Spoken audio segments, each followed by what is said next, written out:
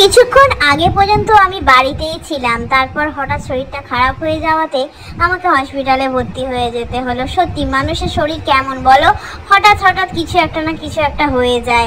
তেমনই আমার শরীরটাও হয়েছে, না ঠিক থাকে না ভুল থাকে, কোনো কিছুর থাকে না, সমস্ত কিছুর মাঝখানে আমার শরীরটা থাকে। তো আমি দেখো ব্যাগপত্র নিয়ে কিন্তু চলে এসেছি। তো কি আর করা যাবে, ব্যাগপত্র নিয়ে আমি এখন হসপিটালে ভর্তি আছি। জানি না আমার কি হবে না হবে। যাই হোক, আমার আগামী দিনগুলোর কথা মনে পড়ছে, যখন আমি আমার স্টুডেন্টকে নিয়ে নাচতাম, খেলতাম, আনন্দ করতাম। এরপরে যে কি হবে আমার তাই বা কে জানে। আমি এখন হসপিটালে চলে এসেছি। তো আগেকার দিনগুলোর কথা মনে পড়ছে আমার, যেগুলো আমি ওর সাথে করতাম, খেলতাম, নাচতাম, সব কিছুই আমার মনে আসছে। এবং আমি ভাবছি যে কবে ছুটি হবে, কবে বাড়িতে যাব, কিছুই আমি বুঝতে পারছি না।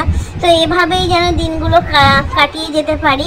আজকে হসপিটালে ভর্তি হয়েছি, কালকে যেন সুস্থ হয়ে বাড়িতে ফিরে আবার যেন ওর সাথে আমি নাচতে পারি। আমি শুধুমাত্র এই সব নিয়েই ভাবছি। আমি একবারও ভাবছি না যে হসপিটালে আমি আছি এখন, আমাকে এখানে কিছুদিনের জন্য থাকতে হবে। এটাকে আমি একদম মেনে নিতে পারছি না, কারণ আমি যেভাবে সবসময় থাকি সেই থাকাটা আমার ঠিকঠাকভাবে হচ্ছে না এখন। সেই জন্য আমার মনে হচ্ছে যে কখন আমি বাড়িতে যাব।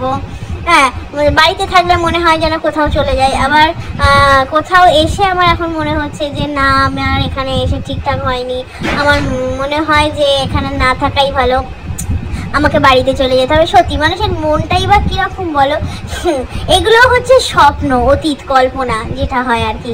হ্যাঁ, অসুস্থ হলে তো ডাক্তারের কাছে যেতেই হয়, সেটা তোমরা সবাই খুব ভালো করেই জানো। তেমনই আমাকেও আসতে হয়েছে।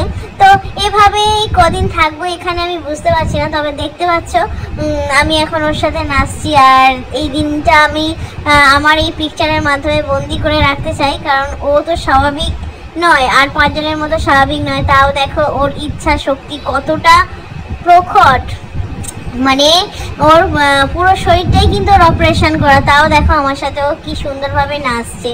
এদিকে দেখে নিলাম আমার বরকে একবার আমাদের এই কম্পিউটারের মধ্যে। এখন বলছে ও খাবে ডিম ভাজা। ঠিক আছে চলো, আমি হসপিটাল থেকে বাড়িতে চলে এসেছি। ওকে তো ডিম ভেজে দিতেই হবে, কারণ কয়েকদিন বউ বাড়িতে ছিল না, তখন ওর খাওয়া দাওয়াটাও ঠিকঠাকভাবে হয়নি। তো দেখো আমি কিন্তু সুস্থ হয়ে একেবারে বাড়িতে চলে এসেছি। এরপরে কিন্তু আমি পাখিদের তুলসী পাতা খেতে দিচ্ছি, কারণ তুলসী পাতা খেতে দিলে ওদের শরীরটা অন্তত পক্ষে স্ট্রং থাকে, এইটুখানি আমি বলতে পারি। সবসময় ঘুরতে পারে, ফিরতে পারে।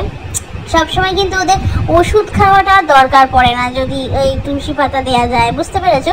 যাদের যাদের ঘরে পাখি আছে তারা কিন্তু চাইলে একটুখানি তুলসী পাতা দিতে পারো, বুঝতে পেরেছো? তাতে পাখিরা খুব ভালো থাকে এবং বেশি ওষুধ খাওয়ানোর দরকার পড়ে না, একটুখানি আমি মনে করি যেটা।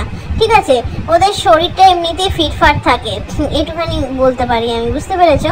তো যাই হোক, আমাদের পাখিগুলো ভীষণ সুস্থ, কারণ প্রত্যেক দিন আমি কিন্তু ওদের অনেকটা করে তুলসী পাতা দিই। যেটুখানি দেখলে সেটুখানি তো এখন দিলাম, বাকি সময়গুলোতেও তুলসী পাতা দিয়ে ভর্তি করে রাখি, যাতে ওরা খেতে পারে। কলমি শাক এসব দেওয়ার আমি চেষ্টা করি। আমি আমার বর, আমরা দুজন মিলেই কিন্তু পাখিদের সেবা যত্ন করতে থাকি, বুঝতে পেরেছো? তো এভাবেই চলে আমাদের দিনগুলো। এরপর আমরা সপরিবারে মিলে চলে এলাম একটা অনুষ্ঠান বাড়িতে। তো এইখানে খাওয়া দাওয়া করে তারপর এখন আমরা চলে এসেছি মাঠে পতাকা তুলবো বলে।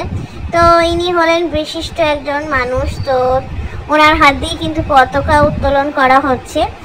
আর যেহেতু দেশের জন্য আমাদের প্রায় অনেকেই প্রাণ দিয়েছিল, সেই জন্য আমরা আলাদা করে কারোর ছবি রাখিনি।